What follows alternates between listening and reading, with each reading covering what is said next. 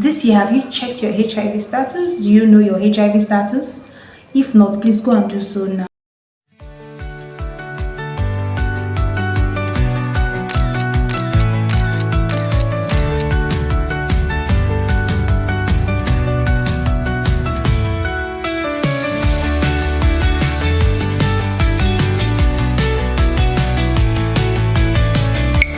Hi guys, you're welcome to my YouTube channel. This is your favorite girl, Pleasant Chi. Thanks to all those who subscribe to my channel, and those who have not subscribed, please do subscribe to Pleasant Chi channel. And as you do, I'll say God bless you for me. Yeah, today we are going to be talking about something different. Yeah, we're going to be focusing on health. Yeah, I'm going to be talking about HIV. What is HIV? So HIV means human immunodeficiency virus, and most of us when we hear HIV like, hey, HIV. But please relax. I'm going to be explaining what HIV is. Now, HIV is a virus that can be transferred through blood contacts from one person to another. Yeah, and I'm going to be talking about the 4 ways in which one can get HIV. The first one is sharing of infected sharps, meaning sharp objects. Now, sharp objects could be nail cutter. Most of us, these are things we don't know. We share nail cutter.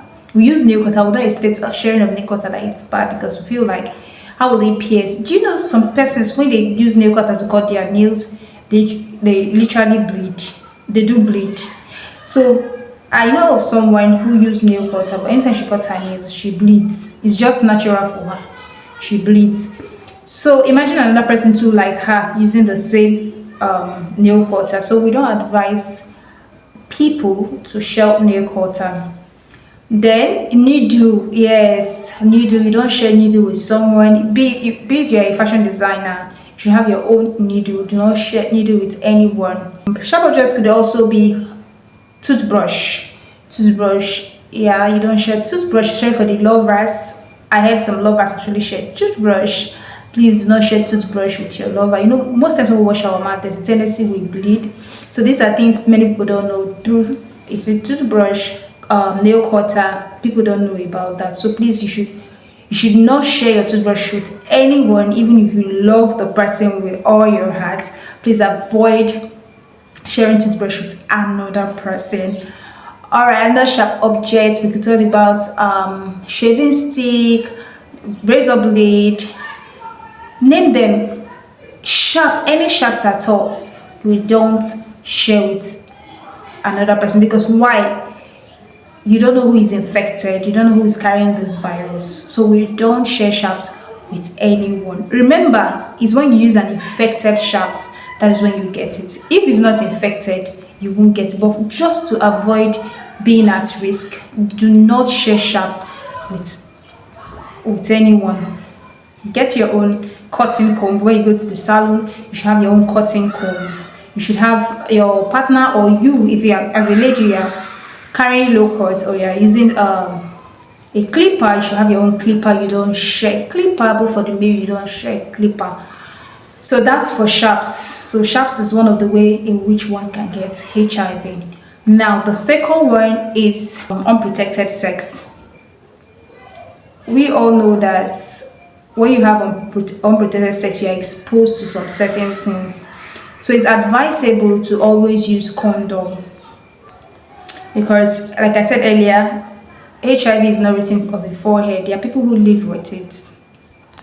Then the third one is mother to child. Yes, an infected mother can pass it on to her child while she's breastfeeding or when she's pregnant. So that's really good to know your HIV status. It's very important for us to know our HIV status. At least every 3 months, you should see the doctor. You should go for a checkup. You should know your HIV status every 3 months. Okay, so apart from mother to child, I've named 3. The last one is on-screen blood transfusion. On-screen blood transfusion. In the process of transfusing blood from one patient to another, you might end up, if you don't test the person's blood, you might end up transfusing a blood that is infected, which is HIV. end up transfusing HIV to another patient. Now, in order to save life, you are infecting another patient. So before they transfuse blood to another person, they usually test the blood before they transfuse the blood. So these are the 4 ways in which one can get HIV. Now, when a person has HIV, it's actually not the end of the world. Like I said, there are millions of people living with HIV and they're doing just fine. Now, for you to be able to live very long, an infected person can live very long, like having the same lifespan with an uninfected person. That's only if this person adhere to whatever he or she is being told to do. An infected person depends on the drugs he or she is given, and if the person adheres to whatever the adherence counselor or whatever the doctor asks them to do, this person can actually live very, very long here on earth. I mean, maybe the only thing that could take the person's life is through accident, any other natural death, probably the person is sick or any other thing. But HIV will not kill this person if this person adheres to whatever he or she is being told, which is number 1. I'm not going to be measuring the medication. We'll not focus on medication, but I'll tell you that medication he or she will be taking is not to cure the virus. Instead, it's to help to suppress the virus in the body. The medication is not to cure the virus, but instead to help suppress the virus in the body. Now, just like snail, I'll always give this example. When you touch the head of the snail, what happened?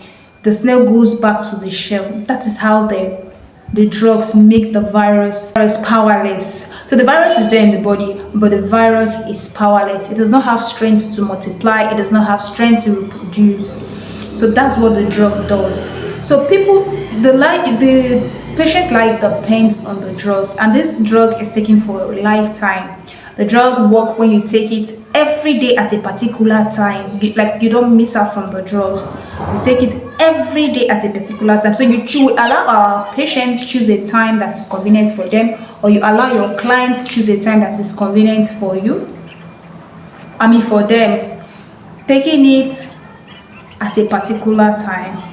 If it's in the morning, it should be that morning. If it's in the morning around 6 a.m., it should be 6 a.m. on the dot.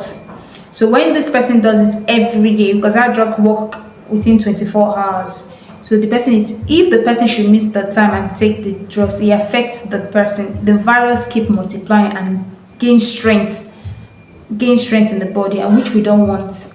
We want the virus to be rendered powerless. So it's better the person keep taking the drugs every day at a particular time he or she chooses, and then it should be like a normal routine in the sense that when you wake up in the morning, what's the first thing you do? You take your bath, you wash your mouth.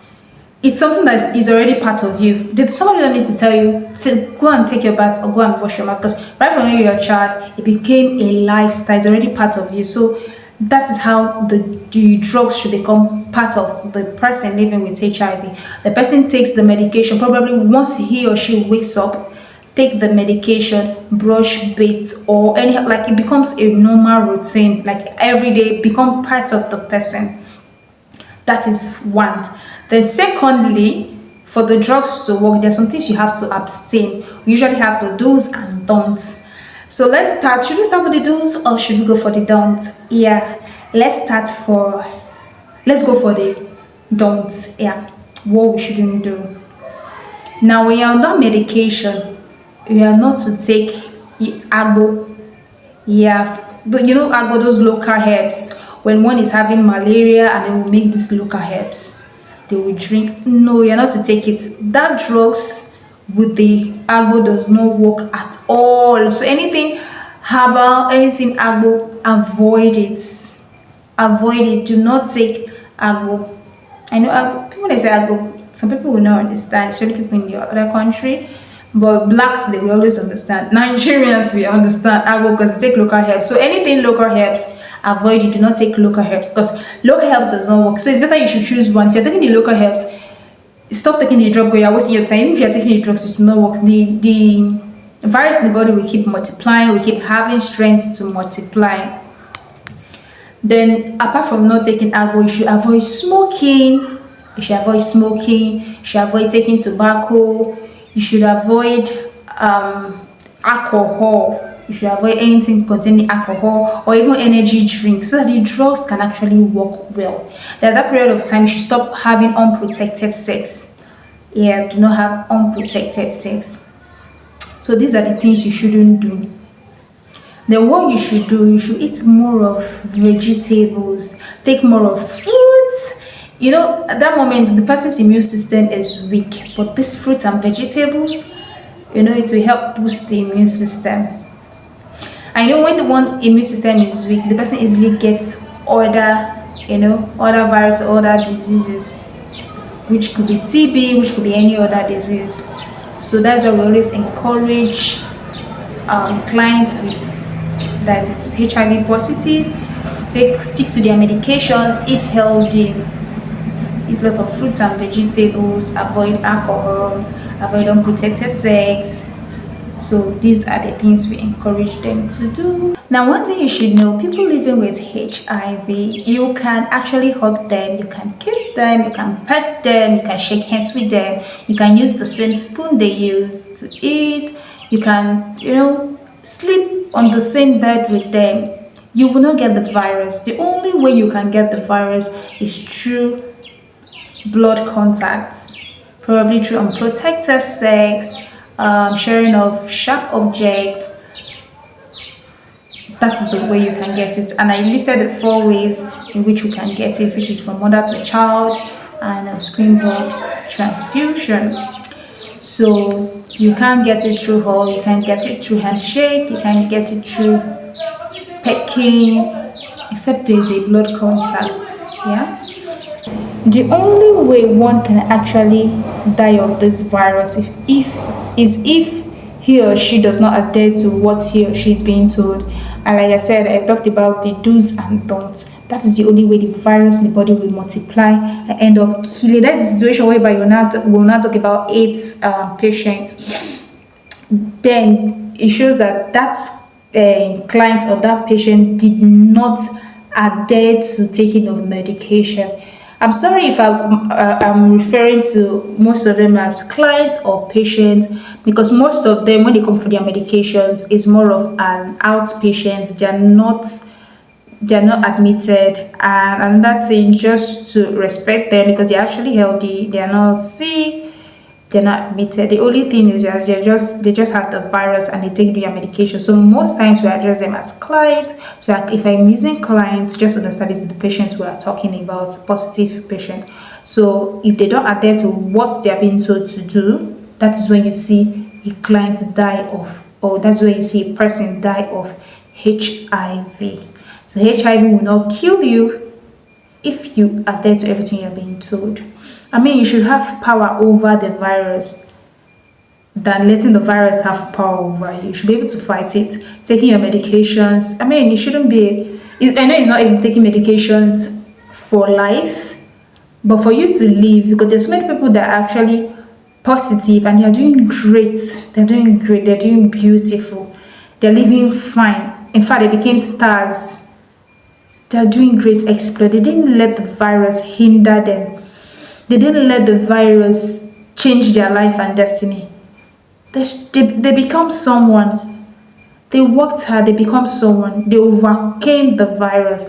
So that's my advice to those who are still seeing it as a big deal and let it overwhelm them. I know it's not easy, trust me, I understand how you feel, but for you to live, you should be able to take your medications so that you can live, you will become whoever you want to become in this life. You'll be able to live very, very long on earth, bear your children, see your great-grandchildren, your great-great-grandchildren, and then you have overcome this virus. Yeah. Now, these people infected with the virus, it could actually be anybody. So they actually need your love, they need your care, they need your attention. People here, they are not really enlightened on what HIV is. So when they see an infected person, they tend to stigmatize that person. It could be anyone. I'm going to be sharing a story of how someone got infected. Now, there's this man. He was trying to save another person who was involved in an accident. And the process of, carrying that person, now there was a cut in the man's palm. There was a cut, and the person that was involved in the accident was already bleeding. The process of carrying the person, so that was how the blood penetrated, and the person was infected. So that is how this person got the HIV virus. So when you hear HIV, it's not only through sexual intercourse. Some people get, HIV from just going to the salon. Yeah, some people got infected from just going to the salon. So people have different from what I've listed so far. So you shouldn't blame, you shouldn't just be judgmental. It could happen to anybody. And people here, they are living with HIV. There are a lot of people living with HIV that you will know, and they are doing fine. They are doing fine. In fact, hypertension, or should I say TB, can be really deadly. But HIV, just for you to take the drug, I know that's it. Every day you're just taking the drugs and you're eating fine, and that's it. And now we have targets for viral load, because the viral load is to know the amount of virus in the body. So by the time you're taking your drugs every day at a particular time, the virus in the body, like I said, it will be suppressed. And the results that we are looking for is what they call TND. TND means target not detected. To look as if the virus is not there, but the virus is there, but it's not showing that the virus is there. So it's what is the target that you, as a HIV positive patient or client rather, should be looking forward to. Target not detected, that's the result you should be looking forward to, or less than 20, that should be your target, because this number, this figure less than 20 or target not detected, we help keep you in check. You will not be spreading this virus to other persons when you are in check. So that's for that. Talking about what they call PEP and PrEP. Should I talk about it? There's what they call PrEP and there's what they call PEP. So PrEP is pre-exposure prophylaxis. Pre-exposure prophylaxis. What it means is that pre-exposure, before you are exposed to the virus, while PEP, post-exposure prophylaxis, you're already exposed to it. So pre-exposure prophylaxis is before being exposed to the virus.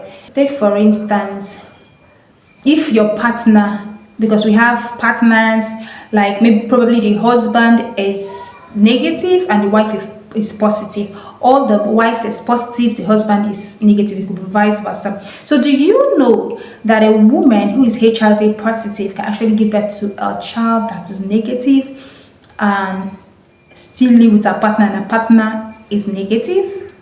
Do you know? I'm going to be talking about it.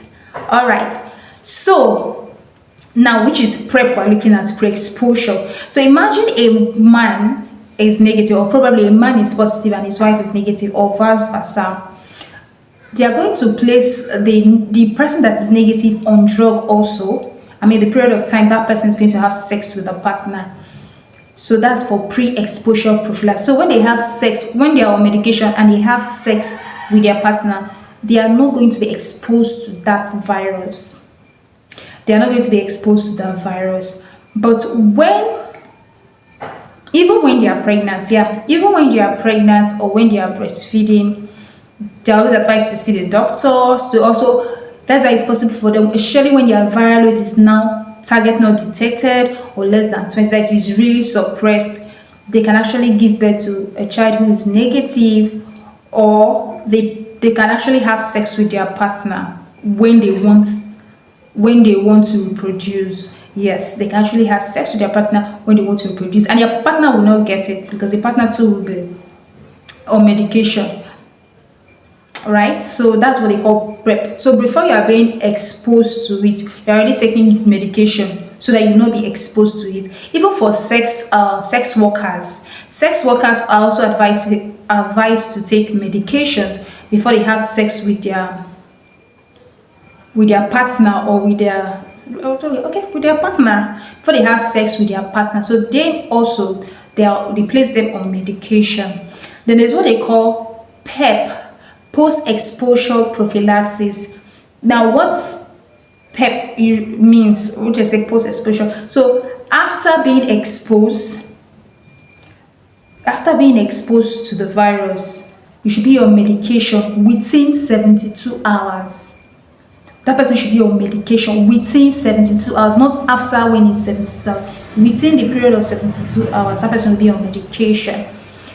So, and I'll be giving the example. Example is rape case. Yes, rape case exposed, or probably in rape scenario.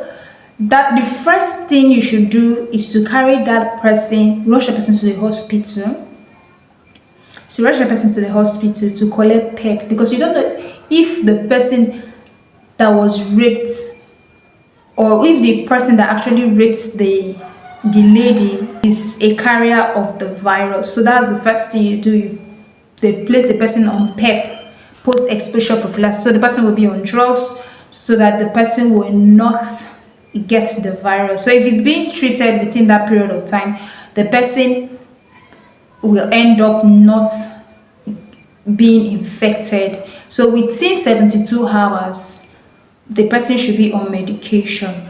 So apart from rape case, people that work in the lab that are exposed, probably there's a spill of blood, or somehow there's a needle prick, the person should quickly go to the hospital for PEP, post-exposure prophylaxis. Meanwhile, like I said earlier, people that are already infected with the virus, they are human beings. Love them, treat them right. They're all around you, treat people right. Yeah, do not discriminate. Gone are those days that people were not enlightened about HIV. These people, they are living very long. As far as you just keep to their medication, and they are doing fine. They're doing fine. So when you hear about HIV, I hope this information spreads around to others, so that when you start educating them, people will not run away from them.